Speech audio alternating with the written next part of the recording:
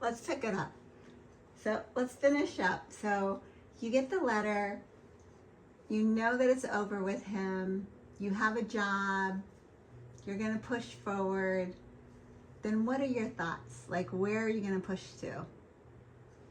What's your next step in your plan now that it has to be remade without Louis? Because you were planning to marry him. One step higher. Higher? Yeah.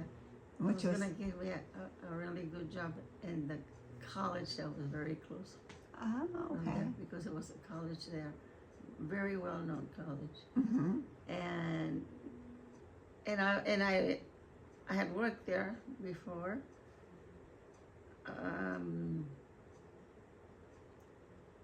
Just up. I was just headed up, you know. And I knew that my parents, my grandparents, and my aunts, my uncle, they would never hold me back or get on the way or anything like that. In fact, they were helping in any way they could. So I was going up. I was just going up. Goodbye. Don't call me. And then what happens? Why do you go back to California?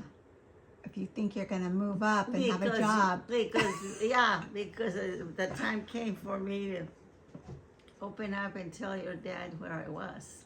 Oh. Because they still did not know. They were still, you know, looking for me and whatnot. And so... So you called him. You called him. Yeah. He didn't know where you were at. He didn't know. Yeah. No. Okay, that makes sense. And he told, that's the time when he told me that he would send me the money to come back and all this, but that he could not go over there because he was trying to settle his own pony. And he had moved to the Bay Area to work with Cruz at Granny Goose, right? So he couldn't leave that job. And did he talk to you on the phone and ask you to marry him, or did he write it down in a letter? Oh, he was in the letter and everything. It was like, you know, like Hope had taken control of him. And you know him when he used to be happy or mad or whatever, you know, he was very emotional. But, you know, he offered to send me how much money did I need and you know. Yeah, rolled down the red carpet. And he suggested you guys get married on your birthday. After, yeah. So in March, you got the letter from Louis with the chain in 1955. And in March, April, May, a couple months later, Dad's ready to get you to California to marry. And so he asks you to marry him. He sends you the money and you go. Yeah. Yeah. How do you get there? Same way. It was always Greyhound. Yeah. And then when you got to, he was living in San Leandro at the time. When you got to San Leandro, what happened? He was working for Granny Goose already. I was supposed to call him when I got to the bus station in San Leandro. Because, you know, he knew I was going to be there. But something happened and he wasn't. There was nobody there. There was, you know, because he had told me that he was going to have a flag and crazy things. But I got there and I'm looking all over and, gee, there's nobody around. He said, I wonder if he forgot or what. And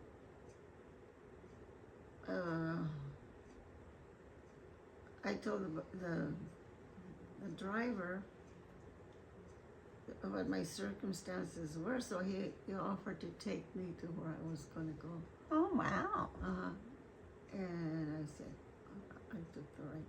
And we get there to your Aunt Mary's house. Oh, in San Leandro. In San Leandro. Wow.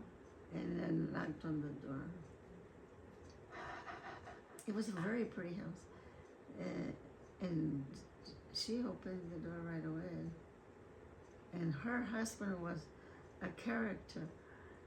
So he said, "Oh, here's he had a nickname for your dad."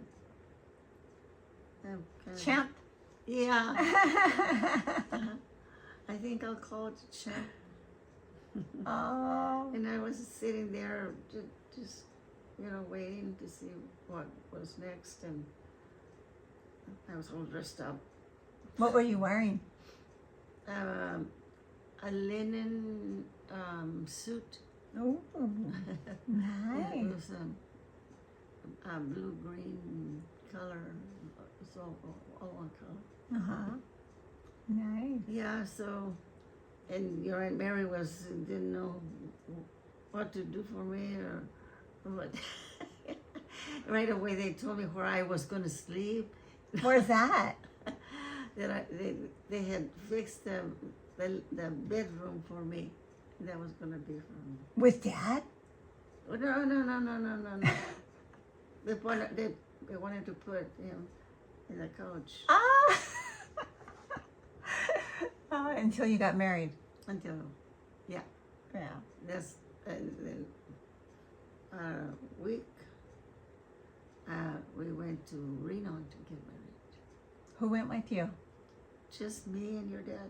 Oh, okay. And we made it like a trip, and it was interesting. But he was really glad. He was like whining and dining you. Yeah. What else do you want? Oh. Oh, let's see. What was the marriage like in Reno? Like, what did it consist of? We just went directly to the judge.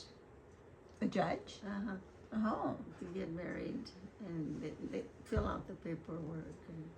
in the courthouse. Yeah. Okay. Why did you guys go to Reno to do it? Why did you go to Reno?